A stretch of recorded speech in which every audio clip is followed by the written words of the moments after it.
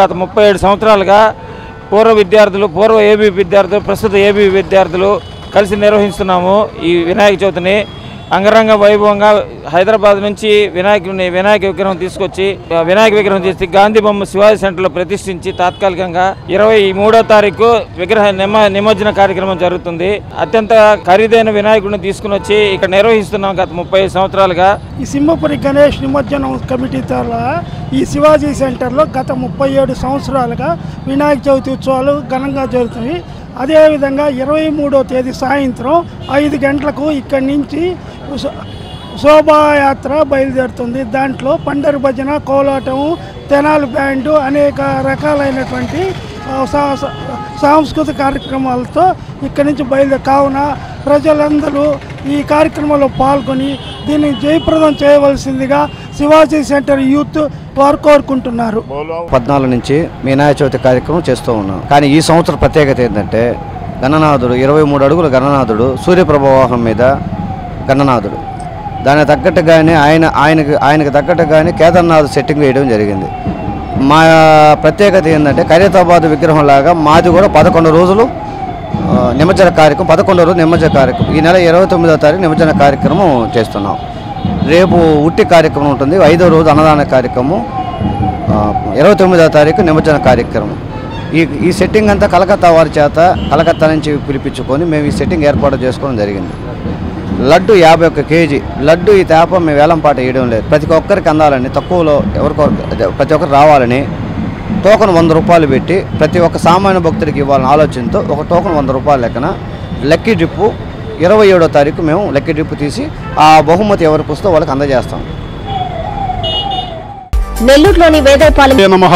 ప్రతి సంవత్సరం మాదిరిగానే ఈ సంవత్సరం కూడా వేదాయపాలెం సెంటర్ నందు గణేష్ విగ్రహం ప్రతిష్ఠించడం జరిగింది. ఈ విగ్రహ ప్రతిష్ఠ ఏంటంటే 24 సంవత్సరాలు కంప్లీట్ చేసుకుని ఇది మేము 25వ సంవత్సరంలో అడుగు పెడుతున్నాం. సిల్వర్ జూబ్లీ ఈ వినాయకుడిని హైదరాబాద్ ధూల్పేట నుంచి 23 అడుగుల వినాయకుడిని తీసుకొచ్చాము. మాది 25వ సంవత్సరం. 25 అడుగుల బొమ్మ, 25 మంది కమిటీ మెంబర్స్తో 25 కేజీల లడ్డు, వేలంపాట లడ్డు ఉంది. మేము ఈ గణేశోత్సవాలని దిగ్విజయంగా జరుపుతామని తెలియజేస్తున్నాం.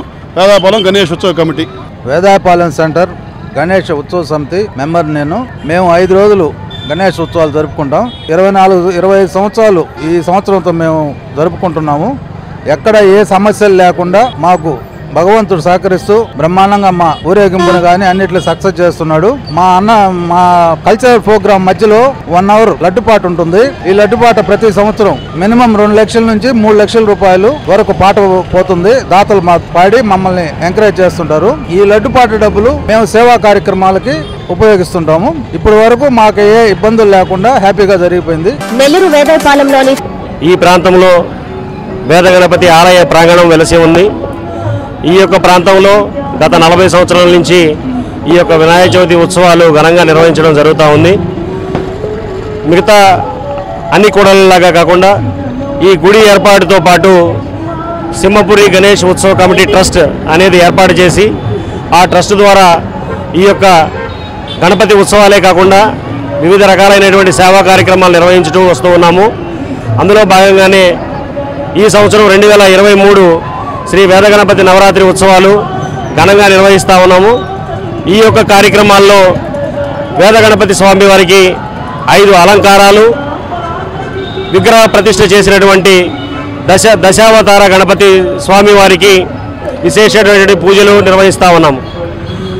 ఈ సంవత్సరం నవరాత్రి ఉత్సవాల్లో భాగంగా 2 రోజులు అన్నదాన కార్యక్రమాలు, 1 రోజు స్వరగోపురం ఎంటర్టైన్మెంట్స్ వారిచే ఆర్కెస్ట్రా ప్రోగ్రాం, అదేవిధంగా లోకల్గా ఉండేటటువంటి చిన్నారులతో వాళ్ళని ప్రోత్సహించాలన్న ఒక సదుద్దేశంతో వాళ్ళ ద్వారా ఒక డ్యాన్స్ ప్రోగ్రాం ఏర్పాటు చేయడం జరిగింది. చివరిగా 27వ తేదీ వినాయక చవితి ఉత్సవాల ముగింపు శోభాయాత్ర ఈ పురవీధుల గుండా తిరిగి పెన్నా నదిలో నిమజ్జన కార్యక్రమంతో ఈ యొక్క ఉత్సవాలు ముగుస్తాయని సింహపురి ప్రజలకు తెలియజేసుకుంటున్నాం. ధన్యవాదాలు. మాది ఒక ట్రస్ట్ అండి, సింహపురి గణేష్ ఉత్సవ కమిటీ ట్రస్ట్. నా పేరు పతంజలి శేఖరు. మిగతా మిత్ర బృందం వాళ్ళు ఈ యొక్క కార్యక్రమాలను ఏర్పాటు చేస్తున్నారు.